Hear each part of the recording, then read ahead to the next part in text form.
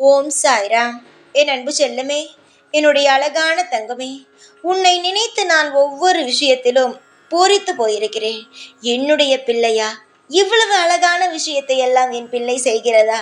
எவ்வளவோ என்னுடைய பிள்ளைக்கு நான் சோதனையை கொடுத்தாலும் என்னுடைய பிள்ளையானது மிக மிக அற்புதமான விஷயத்தை செய்கிறதே, எல்லா விஷயத்திலும் தைரியமாக முடிவெடுக்கிறதே என்று மிகப்பெரிய ஒரு அளவில் சந்தோஷப்பட்டிருக்கிறேன். ஆனால் நீ என்ன தங்கமே செய்கிறாய்? உன்னுடைய வாழ்க்கையில் எல்லா நேரத்திலும் ஏதேதோ விஷயங்களை அனைத்தையும் யோசித்து யோசித்து நம் வாழ்க்கையாயுது என்று உன்னுடைய வாழ்க்கையையே திட்டிக்கொண்டு இருக்கிறாயே. இது எந்த விதத்தில் நியாயம் சொல் தங்கமே? உன்னுடைய வாழ்க்கையில் நீ நல்லபடியாக இருப்பாய். இப்பொழுது ஏதோ நேரங்கள் உன்னை சோதித்து உன்னுடைய வாழ்க்கையில் நிம்மதி இல்லாத ஒரு தனத்தை தருகிறது தவிர உன்னுடைய வாழ்வில் எல்லா விஷயத்திலும் மாற்றங்கள் கிடைக்கும் நேரம் வந்துவிடும். பல பேர் பல விதமாக உன்னை காயப்படுத்தலாம். அந்த காயப்படுத்தும் பொழுதெல்லாம் நீ எந்த அளவு வெளியே மீண்டு வந்தாய், முதலில் அதை சொல் பார்க்கலாம். எத்தனையோ பெயர் உன்னை காயப்படுத்தினாலும் எல்லா விஷயத்திலும் இருந்து தனி ஆளாக நீ வெளிவந்துதான் இருக்கிறாய். ஆனால் இப்பொழுது சமீப காலமாக உன்னுடைய வாழ்க்கையில் எல்லா விஷயத்திலேயும் நீ என்ன தெரியுமா நினைக்கிறாய்? நம் வாழ்க்கையில் எது செய்தாலும் எல்லா விஷயத்திலும் நம் கஷ்டத்தை தானே பார்க்க போகிறோம். அதனால் நம் எந்த ஒரு விஷயத்தையும் செய்யாமல் நம் வேலையை பார்த்து கொண்டு அப்படியே இருந்து விடுவோமோ என்று நீ நினைக்கிறாய். ஆனால் எனக்கு இதுதான் பிடிக்கவில்லை. என்ன தெரியுமா? தைரியத்தை இழப்பதுதான் இந்த சாய்க்கு பிடிக்கவில்லை. நீ இந்த சாயுடைய பிள்ளை. இந்த சாய் யார்? உனக்கு அப்பா. உனக்கு எல்லா நேரத்திலும் உதவியாக ஒவ்வொரு விஷயத்திலும் இருந்து உன்னை தூக்கி நிறுத்த இந்த சாய்க்கு தெரியும். உனக்கும் தெரியும் இந்த சாய் யார் என்று. ஆனால் எல்லா விஷயத்தையுமே தெரிந்து கொண்டு எல்லா விஷயத்தையுமே நீ அறிந்து கொண்டு இந்த சாயை நம்பவில்லை. அது மட்டும் அல்லாமல் தேவையே இல்லாத சில விஷயத்தை நினைத்து பயப்படுகிறாய். எல்லாம் தோல்வியாக நடக்கிறதே என்று பயந்து பயந்து எந்த ஒரு விஷயத்திலும் முன் வைத்த காலை நீ அடுத்தடுத்து செய்யாமல் எல்லா விஷயத்திலும் காலை பின்னாடி எடுத்து வைப்பது எனக்கு பிடிக்கவில்லை. தைரியத்தை இழப்பது எனக்கு பிடிக்கவில்லை. என்னுடைய பிள்ளைகளாக இருக்கும் அனைவரும் தைரியத்தோடு இருக்க வேண்டும் என்றுதான் ஒவ்வொரு முறையும் சொல்லி அவர்களை வளர்க்கிறேனே தவிர ஒரு நாள் கூட உங்களுடைய வாழ்க்கையில் நீங்கள் கஷ்டப்பட வேண்டும், நீங்கள் எல்லா தைரியத்தையும் இழக்க வேண்டும் என்பதற்காக ஒரு வேலையும் நான் செய்யவில்லை. நான் உங்களுக்கு ஒரு சோதனையை கொடுத்தேன். ஆனால் அது உங்களுடைய மனதில் இருக்கும் மிகப்பெரிய கஷ்டத்தை நீங்களே சரி செய்வீர்கள் என்பதற்காகத்தான். எல்லா நேரமும் யாரும் உங்கள் கூடவே இருக்க முடியாது. எல்லா நேரமும் எல்லாராலும் உன்னோடு வர முடியாது. எல்லா விஷயத்தையும் தனி ஆளாக நின்று போராட வேண்டும். போராடி ஒவ்வொரு விஷயத்திலும் நீ முன்னுக்கு வர வேண்டும் என்றுதான் நான் உனக்கு உன்னால் தாங்க முடிய எல்லா விதமான விஷயத்தையும் நான் தருகிறேன். அதாவது தாங்க முடியும் அளவுக்கு பிரச்சனையை தருகிறேன். ஆனால் நீ அதையும் தாங்க முடியாமல் என்னால் முடியாது, என்னால் அதை செய்ய முடியாது, இதை செய்ய முடியாது என்று பின்வாங்கும் பொழுது உன்னுடைய வாழ்க்கையில் உனக்கு தைரியமோ இல்லையோ என்ற ஒரு பயம் எனக்கு வந்துவிட்டது. தங்கமே, தைரியத்தை மட்டும் ஒரு நாள் கைவிட்டு விடாதீர்கள். உங்களுடைய வாழ்க்கையில் முழு விஷயத்தையும் அன்போடு செய்ய இங்கு நான் இருக்கிறேன். உங்களுடைய வாழ்க்கையில் நீங்கள் ஒரு நாளும் தோற்று போக முடியாது. நான் தோற்று போகவும் உங்களுடைய வாழ்க்கையில் உங்களை விடவும் மாட்டேன். எதிர்பார்த்த விஷயங்கள் உங்கள் வாழ்க்கையை நடக்கவில்லை என்றால் உடனடியாக தெய்வம் சோதிக்கிறது என்ற ஒரு பெயரை வைக்கிறீர்கள். உங்களுடைய வாழ்க்கையில் நான் உங்களை சோதிக்கவில்லை. அதை முதலில் தெரிந்து கொள்ளுங்கள். வாழ்க்கையை எப்படி வாழ வேண்டும், எந்த ஒரு பிரச்சனை வந்தால் எப்படி தப்பிக்க வேண்டும் என்பதை தான் உங்களுக்கு நான் சொல்லி தருகிறேனே தவிர நீங்கள் கஷ்டப்பட வேண்டும் என்று நினைக்கும் ஆள் நான் கிடையாது. ஏன் தெரியுமா?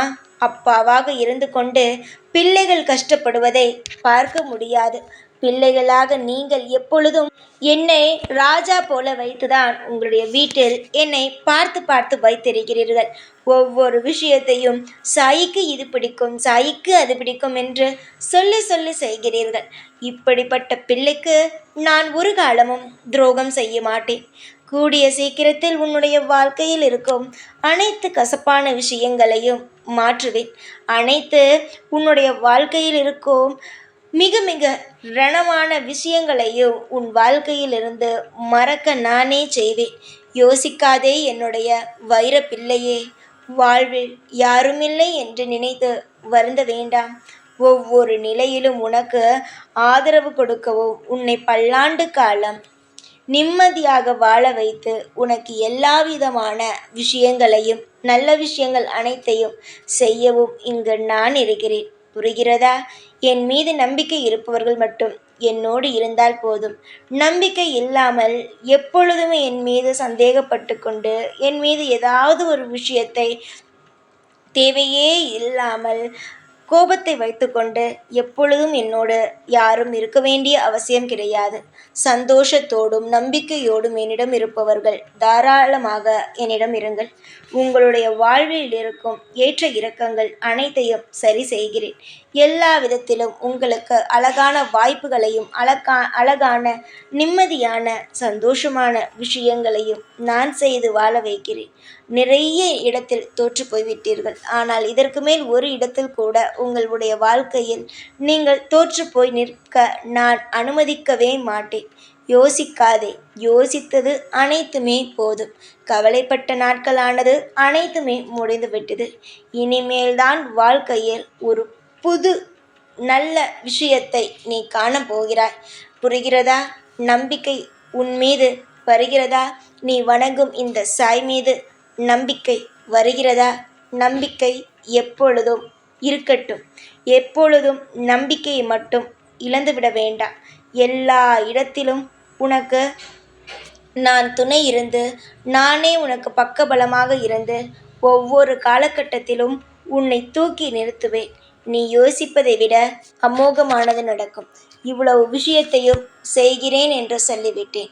இதையும் மீறி எந்த ஒரு புது காரியத்திலும் இறங்காமல், எல்லா விஷயத்திலும் பயந்து கொண்டு வாழ்க்கையை விட்டுவிட்டு நீ நின்றாயானால் கட்டாயமாக உன்னுடைய வாழ்க்கையில் நடக்கும் ஒவ்வொரு விஷயத்திற்கும் நீதான் பொறுப்பாக ஆகுவாய். எவ்வளவுதான் கஷ்டம் வந்தாலும் பயப்படக்கூடாது. எல்லாவற்றுக்கும் ஒரு நல்ல தீர்வு உண்டு. எல்லாவற்றுக்கும் இந்த சாய் இருக்கிறேன். உனக்கு ஒரு வழியை மறைத்தேனானால் நிச்சயமாக இன்னொரு வழியை நான் காட்டுவேன். உன் வீட்டில் வந்து நான் அமர்ந்து விட்டேன் என்று உனக்கு சொல்லிவிட்டேன். திரும்ப திரும்ப காலம் என்னை சோதிக்கிறது, நேரம் என்னை சோதிக்கிறது என்று சொல்லக்கூடாது. காலமும் நேரமும் உன்னை சோதிக்கவில்லை. நீ யார் என்பதை உனக்கு வெளிச்சம் போட்டு காட்டுகிறது. புரிகிறதா?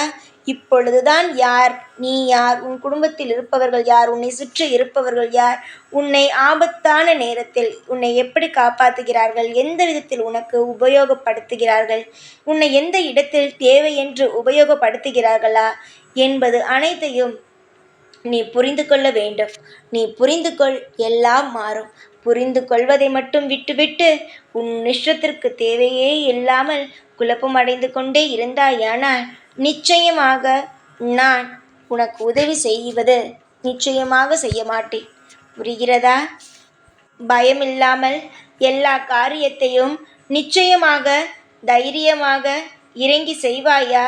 இந்த சாயிக்கு சத்தியம் செய்து கொடு என் தங்கமே. உன்னுடைய வாழ்க்கையில் இனிமேல் நீ தோற்று போக மாட்டாய். எந்த ஒரு காலகட்டத்திலும் நிச்சயமாக உன் வாழ்வில் நீ அமோகமாகத்தான் இருப்பாய்.